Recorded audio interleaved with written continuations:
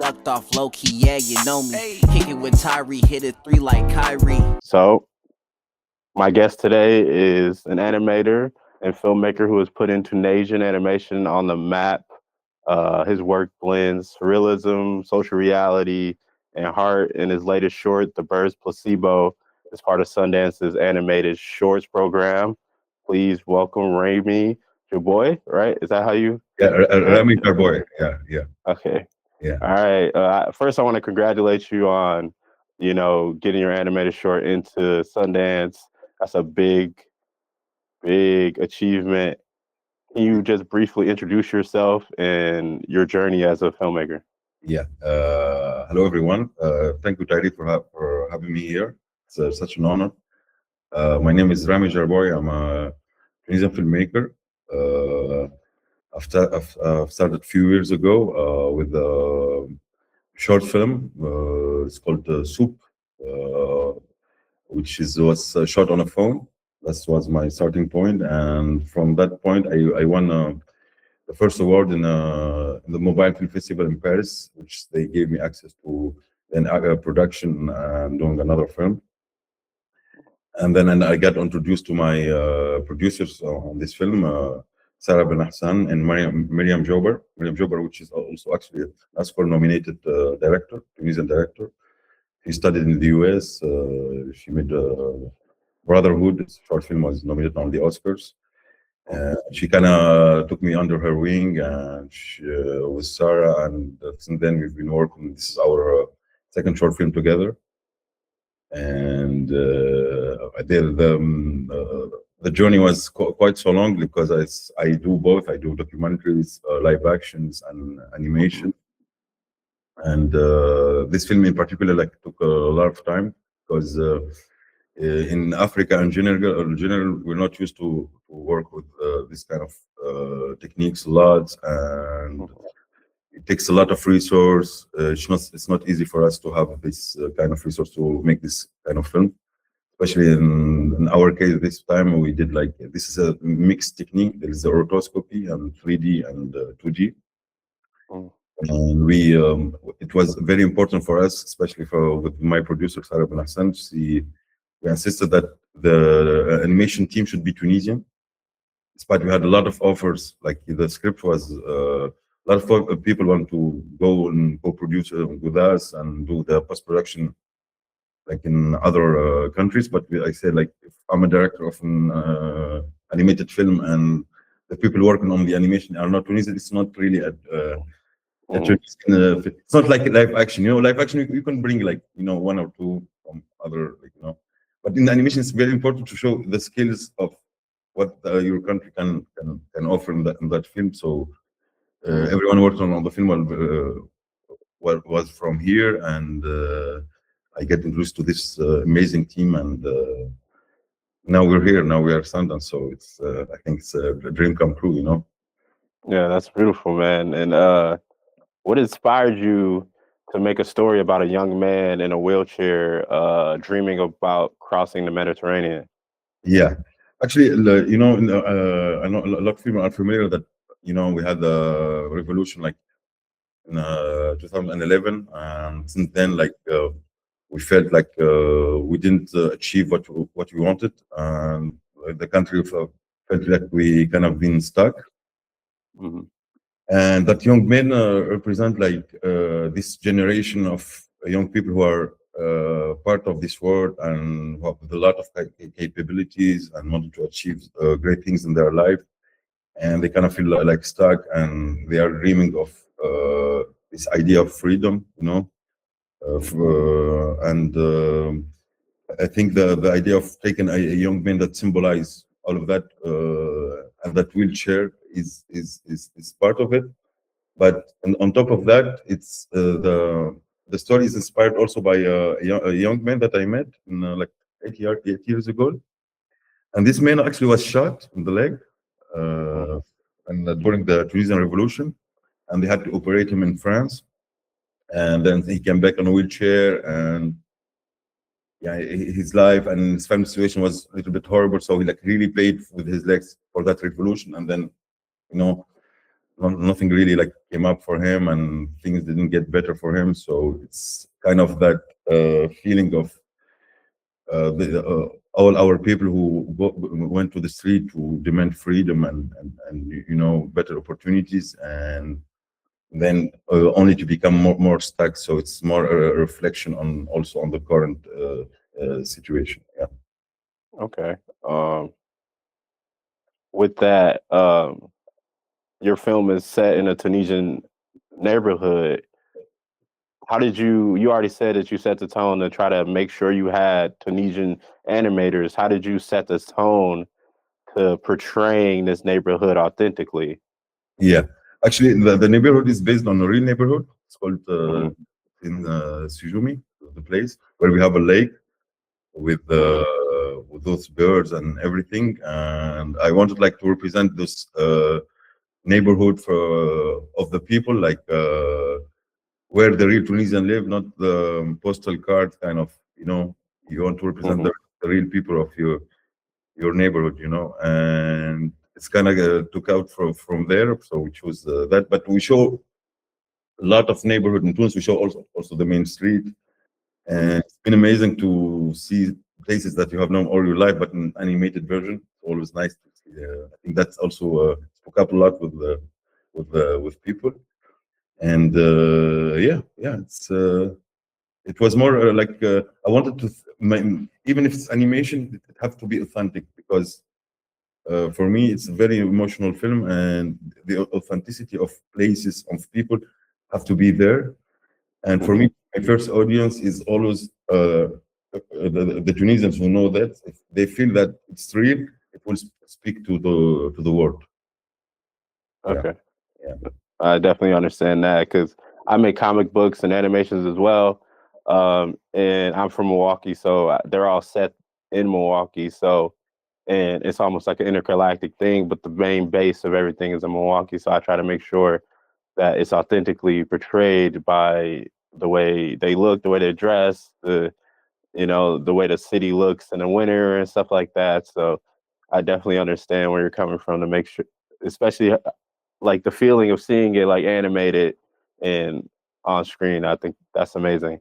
What kind of so your character is um it, you're kind of portraying the experience of a disabled person is essential to the story. How did like animation help you convey his perspective in the world?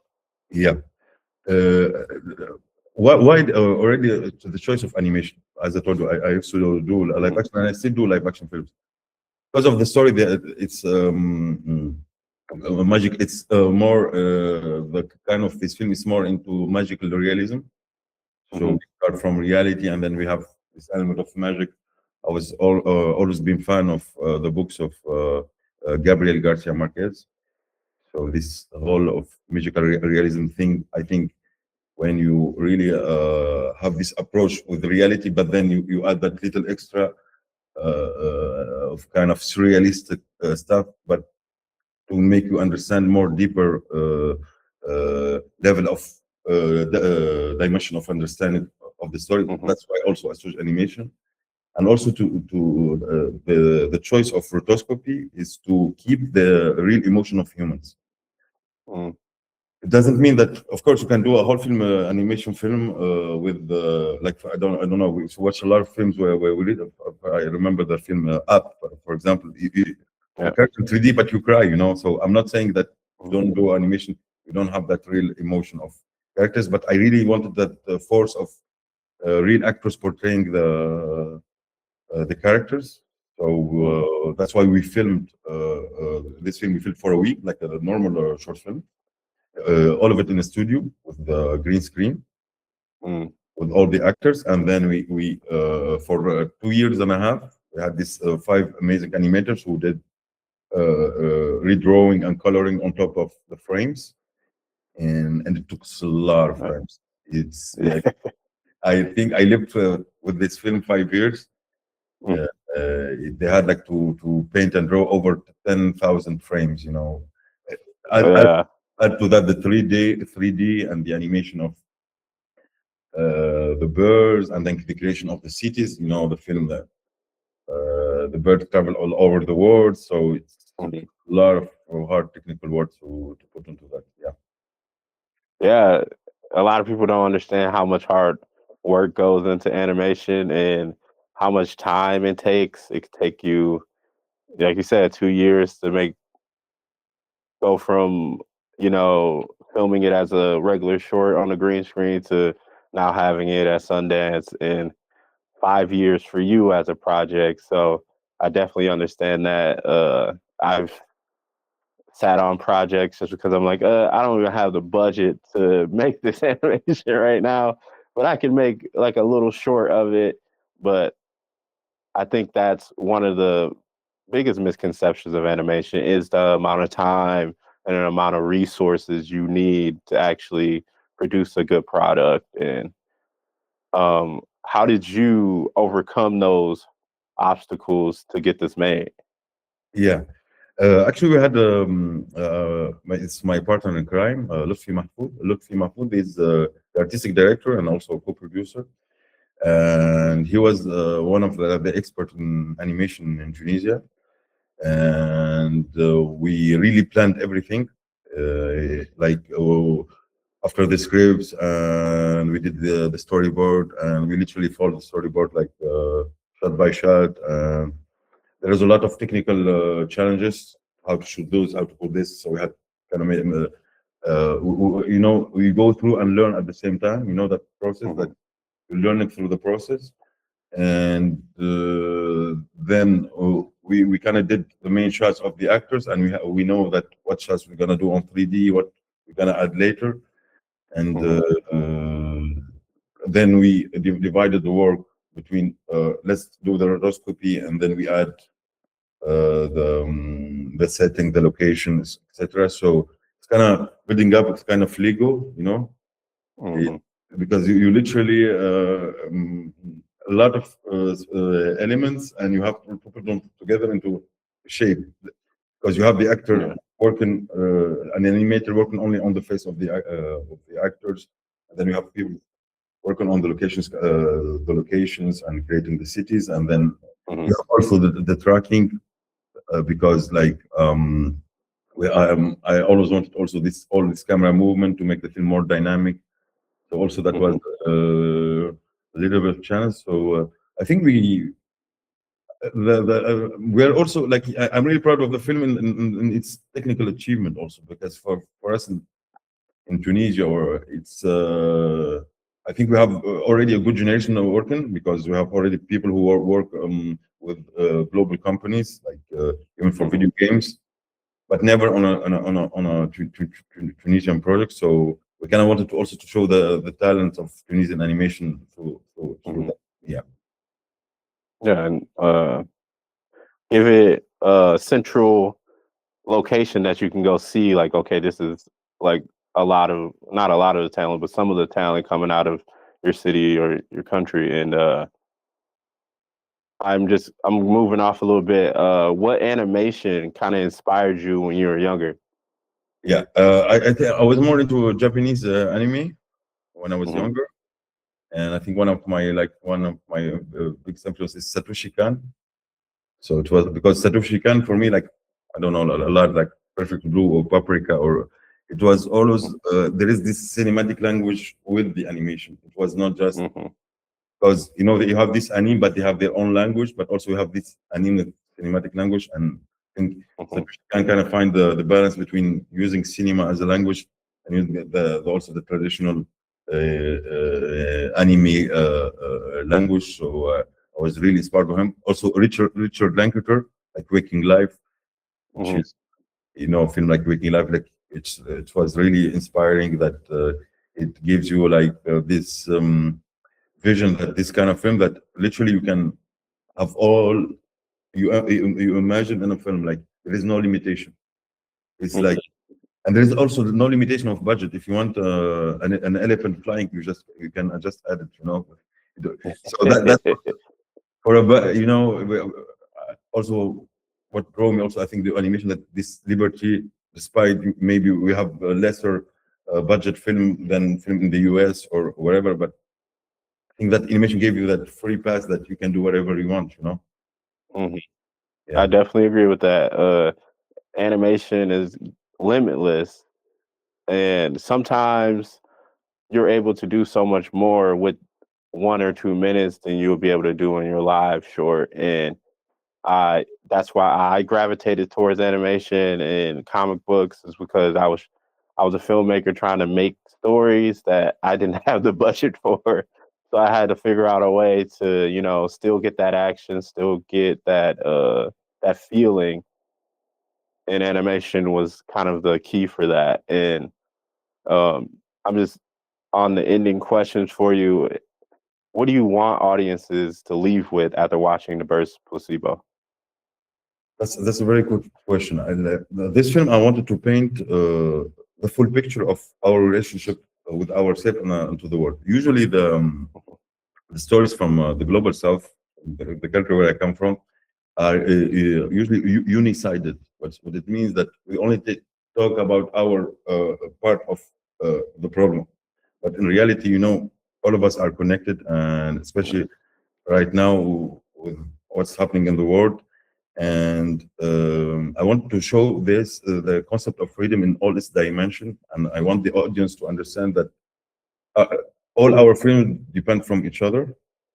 Mhm. This film came after, I think, maybe despite that I wrote this film 5 years ago, with what happened in the war, and for example, the genocide in Gaza and everything is happening right now. Is this film trying to paint that big picture, the relationship between the global south and the north, on the level of freedom, and how we see each other and how we see each other from the inside. And I hope that people can get even a little bit sense of that, of how how we see you and how they see us, and what makes us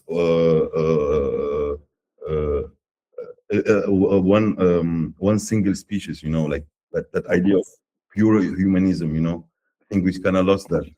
We kind of built this conflict and division between us. But in the end, we all have families and stories and emotion, like, and dreams, like everyone else in the world. I love that.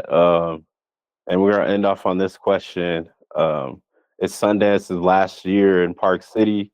How does it feel to be a part of the festival's history in that city? I know that information. I think it's very symbolic also. At, at least I will be in a. I can, when I grow up, I will say, like, I was in the older version of Sundance. People Yeah. like old wine. All things have more values, and Mhm. we would say, like, we are in that pure old version of Sundance. But I'm sure that also the new one will be very, very, very awesome. And Yeah. yeah. Yeah, the OG version of Sundance. Yeah. So again, man, that's all I have for you. Just a good 8 questions. I want to thank you for kicking it with me on Kicking It with Tyree, man. And I hope to see you at Sundance. Could you just end off kind of introducing yourself again, and then saying where everyone can find you and Yeah. reach you? Thank you, Tyree. Thank you for having me. So I'm Rami Jarboui. I'm gonna present the Burst Placebo, an animated short and the short animation competition. And I think the first projection will be in 23rd of January in Sundance, but I have the date. And I hope to see you there. We'll talk more about the film in person, and you can find me Yeah. there. I think I'm very recognizable, so Yeah. yeah. Yeah, you'll see me. Hopefully, I'll be on the press line for you guys. I'm gonna say hi, of course, and yeah, I hope to see you there in person. Yeah. Okay, can't wait to see the film, man. Again, that's all I got for you, man. I hope you have a good day. Thank you. Thank you very much, Terry. Thank you for having me. You too, man. You have a good day. Ducked off low key, yeah, you know me. Kick it with Tyree, hit it 3 like Kyrie.